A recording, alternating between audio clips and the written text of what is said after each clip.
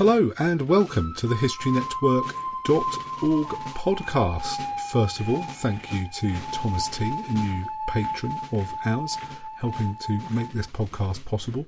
If you would like to become a patron and haven't yet, then you just pop along to www.patreon.com/The History Network and find out what we're doing with our Patreon campaign there.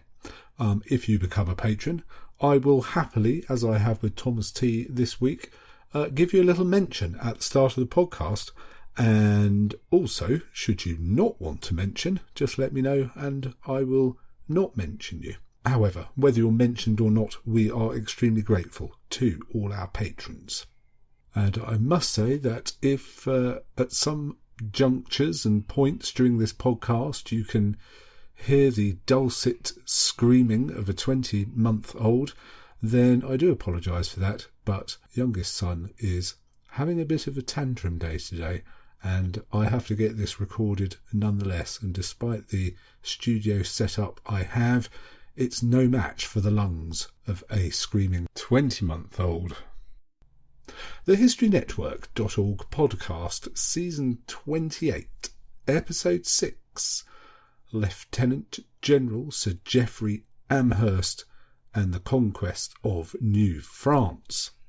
Today's episode was written by J.A. Henderson. Major Henderson holds a Masters of Arts in International Relations from the University of Oklahoma and recently completed a Masters of Military Arts and Sciences from the United States Army's Command and General Staff College, where his thesis focused on operational level leadership during the French and Indian War. The 7 Years' War, fought from 1756 to 1763, pitted the alliance of France, Austria, Sweden, Saxony, Russia and Spain against Great Britain, Prussia and Hanover. The first truly World War campaigns in the war were fought in Europe, India, North America and on the oceans throughout the world. In the North American theatre of operations, the British colonists fought against those of New France, each side supported by military units from the parent country and by their native allies in what was dubbed the French and Indian War. The French and Indian War grew out of the competition of Britain and France in the New World. Britain especially saw a chance in America to attack French colonies and the French merchant fleet in the hope of destroying France as a commercial rival, while France was preoccupied by hostilities in Europe. While conflicts along the colonial dividing line occurred as early as 1754, it was not until the summer of 1755 that the British launched their first major operation under the Commander-in-Chief of North America, Major General Edward Braddock.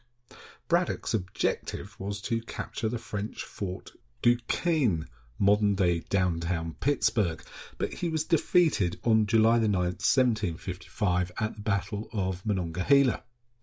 Braddock's force of approximately 1,300 men sustained 878 casualties and remains one of the most disastrous defeats for the British in the 18th century.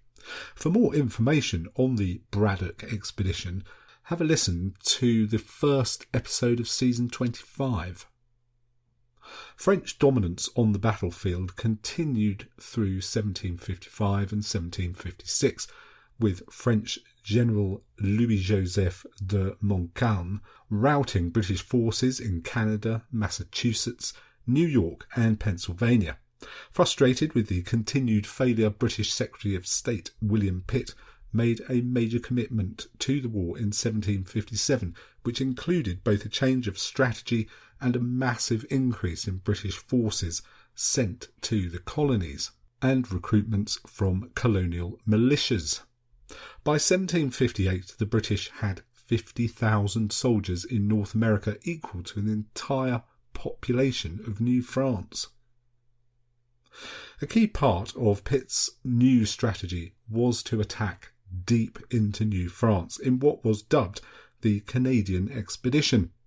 Secretary Pitt and British Commander-in-Chief Lord Ligonier realised the need to first capture the French fortress of Louisbourg in order to access the St. Lawrence River and attack the French bases at Quebec and Montreal. The British had already twice failed to take the fortress of Louisbourg in 1755 and 1756.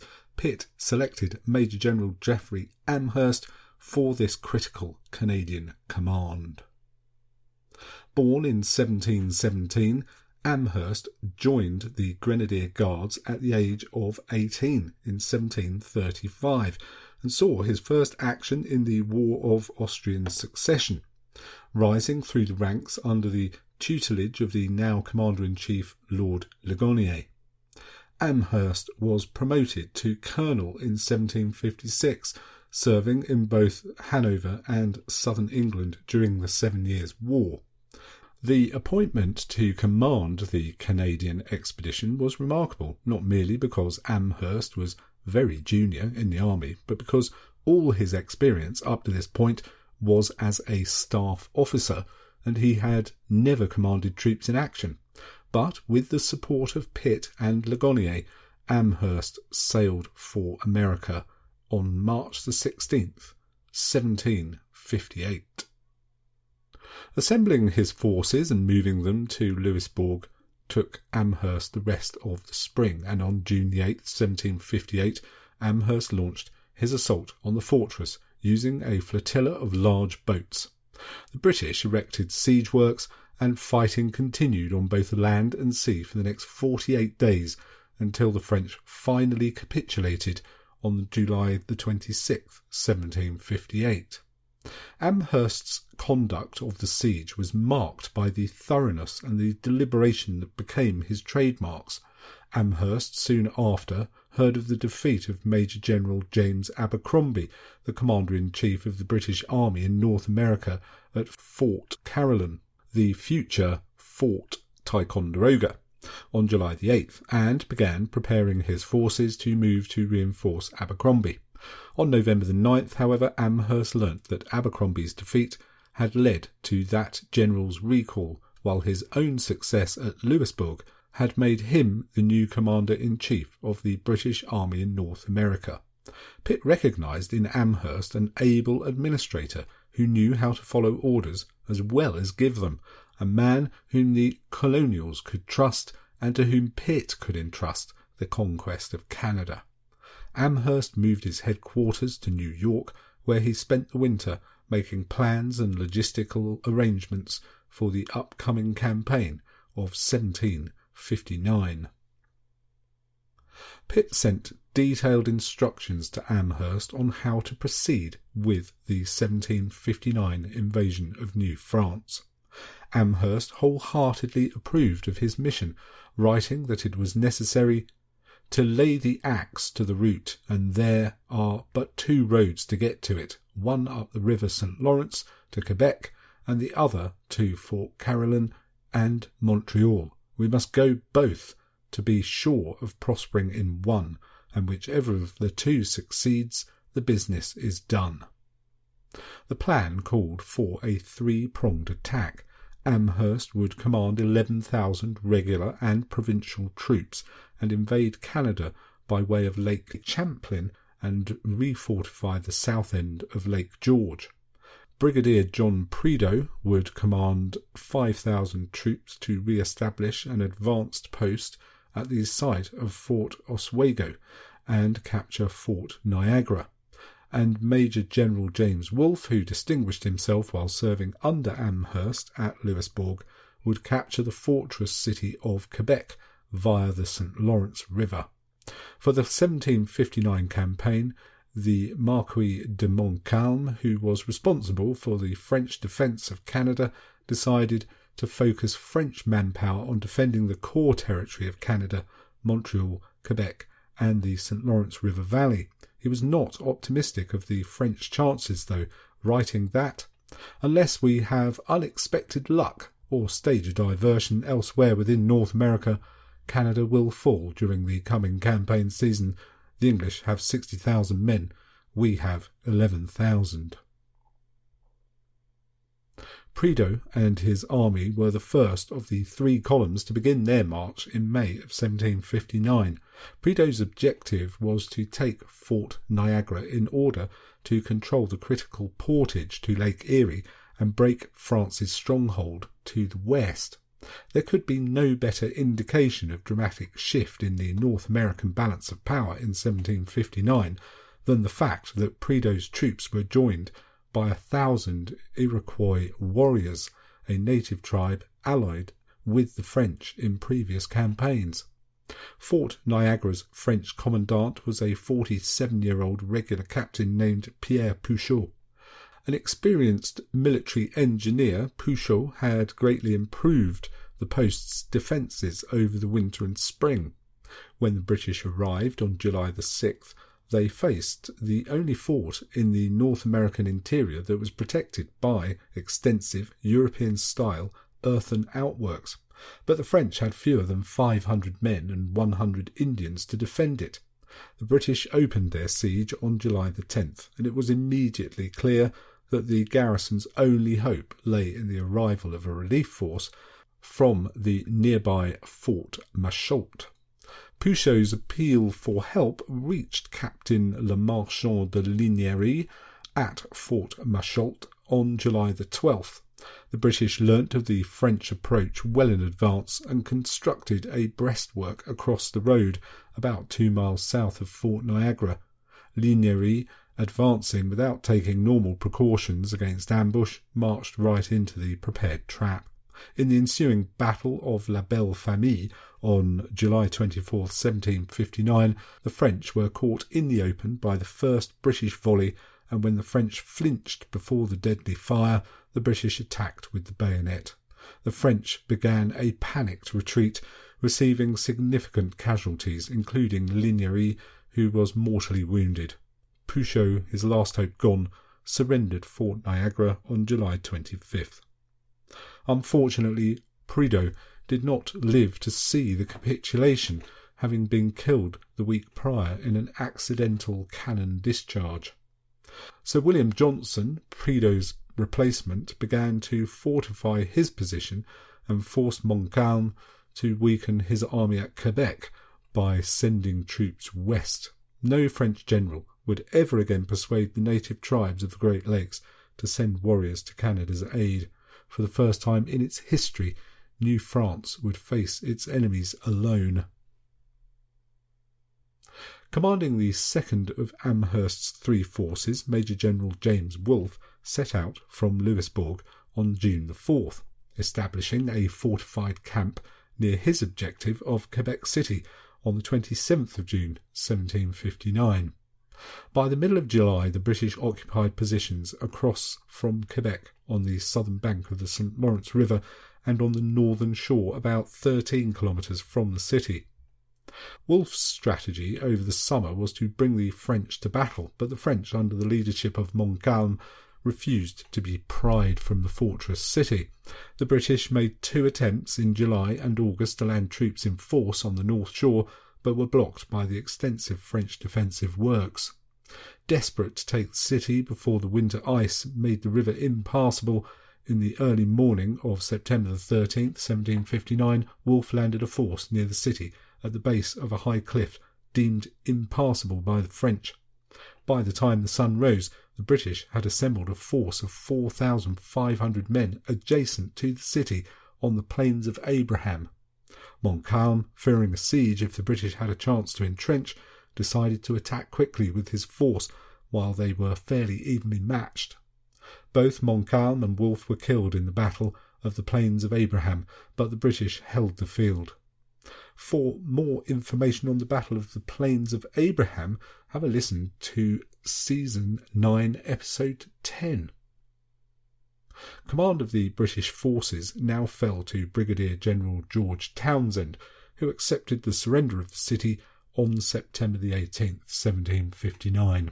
The British evacuated most of their troops, including Brigadier Townshend, and the remaining troops under Brigadier James Murray prepared to survive the harsh winter in their newly captured Quebec City fortress.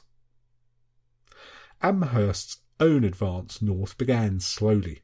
While Pitt's orders urged the commencement of operations in early May, it was not until June 21st that Amherst's column reached the head of Lake George, and it was a full month later before his troops were fully across Lake Champlain, marching for Fort Caroline. Amherst habitually preferred security to speed and spent most of July improving roads, building fortifications, and assembling materials to sustain his column's advance. When his troops landed and began advancing on Fort Caroline, Amherst was pleased to learn that the French had abandoned the outer defences. He still proceeded with caution, occupying the old French lines from Abercrombie's defeat the year before on July 22nd. For the next 3 days the British entrenched and began laying siege lines near the fort. The French commander, François Charles de Bourlamaque, withdrew his main force to Fort Saint-Frédéric at Crown Point as soon as he learnt that the British were approaching, leaving a small garrison of 400 men to cover his retreat. Captain Louis-Philippe de Dossu d'Ebecourt, who had been left in command of the fort, judged on the evening of July 26th that it was time to leave and join Bourlamaque's main force. His men aimed the fort's guns at its walls, laid mines, and put down a powder trail to the overstocked powder magazine. Fort Caroline, the site of much slaughter in 1758 in the battle that led to Amherst's advancement, had fallen just 4 days after Amherst's arrival on the 22nd, at a total cost to the attackers of 5 dead and 31 wounded. Methodical to a fault, Amherst paused to survey the ruins of Fort Caroline and stopped once more to take stock of his position. The French continued their retreat, destroying Fort Saint-Frédéric on the 31st of July and leaving the way clear for Amherst to begin military operations on Lake Champlain. Denying the British access to the lake had been the reason for the existence of both Fort Saint-Frédéric and Fort Caroline. However, the French had a small armed fleet operating on Lake Champlain, which would first need to be neutralised.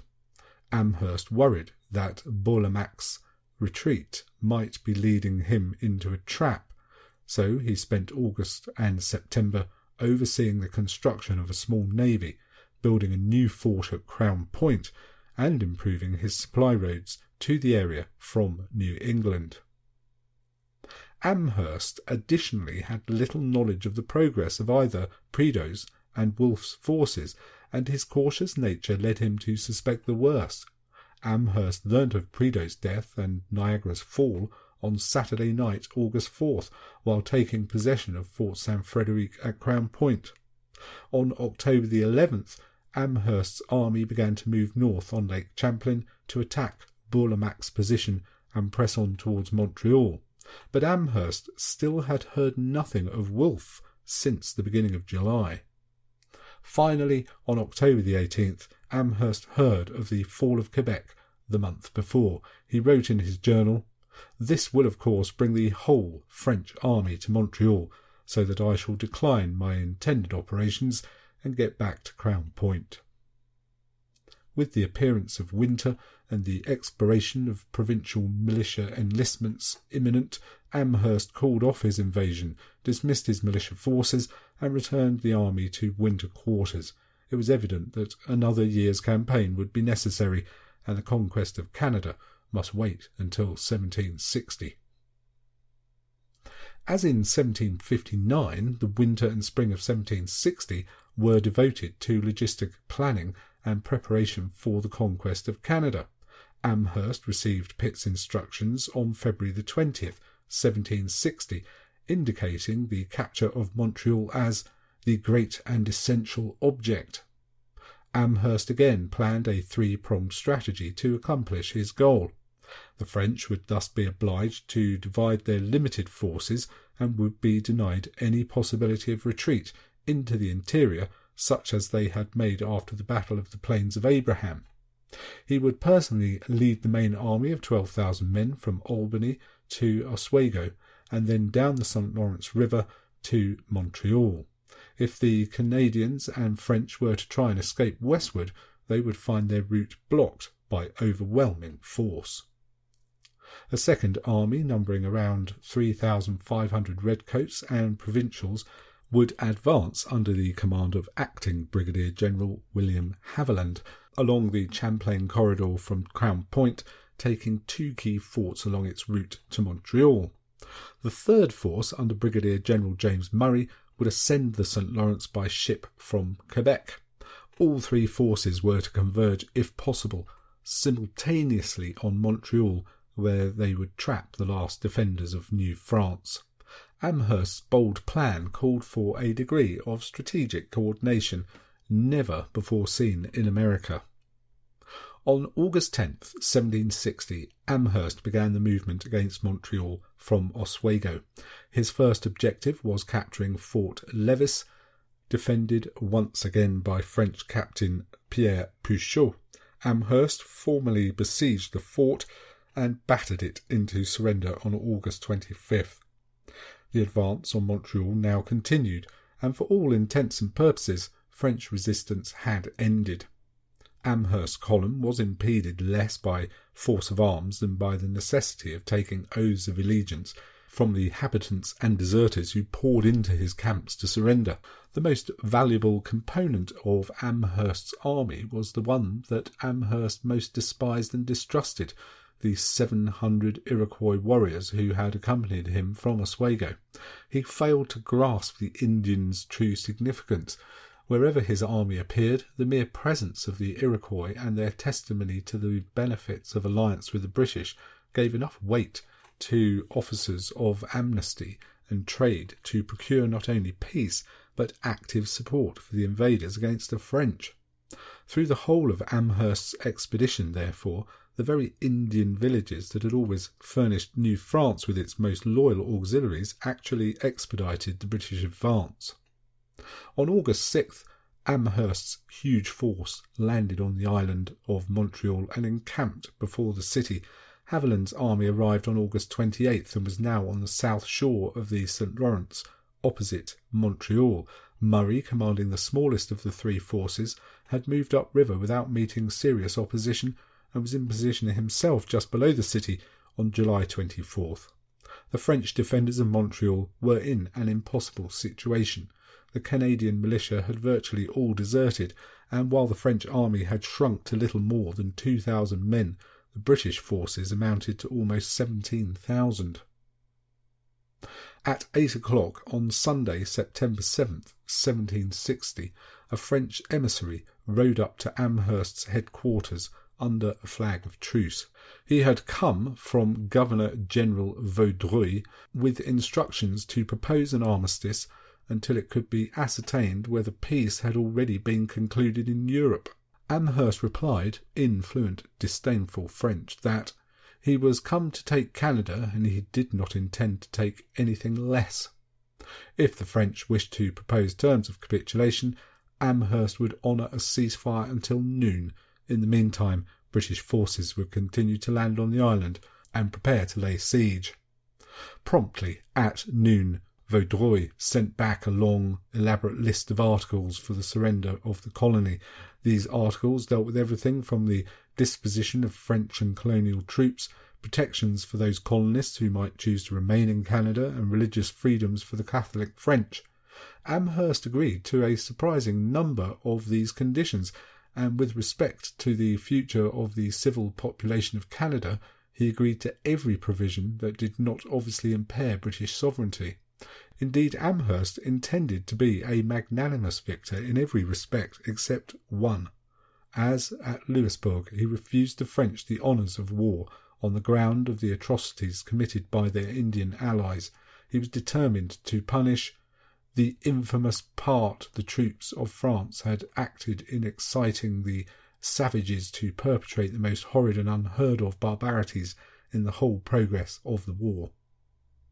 The French burnt their colours rather than give them up, and on Monday, September the 8th, 1760, Amherst and Vaudreuil exchanged signed copies of the surrender. So ended the dominion of France in North America.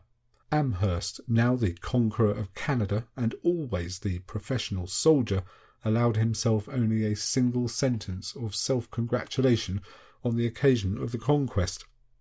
I believe that never three armies setting out from different and very distant parts from each other joined in the centre as was intended better than we did, and it could not fail of having the effect of which we have just now seen the consequence. His conquest completed, Amherst became the first British Governor-General of the territories that became Canada. His intense hatred of the natives remained though, and it should be known that Amherst's desire to exterminate the indigenous people of North America is now viewed as a dark stain on his legacy, and various agencies, municipalities and institutions have reconsidered the use of the name Amherst. Well, very great thanks to you, Major Henderson, for sending us that script. Most enjoyable it was. Once again, we'd like to thank all our patrons for making this podcast possible, and if you'd like to find out the benefits of becoming a patron, including the possibility of listening to some fairly ancient seasons and episodes, then go along to patreon.com/The History Network and find out about it there. Thanks once again for listening. You've been listening to the HistoryNetwork.org podcast, written by Major J.A. Henderson, read by Nick Barker.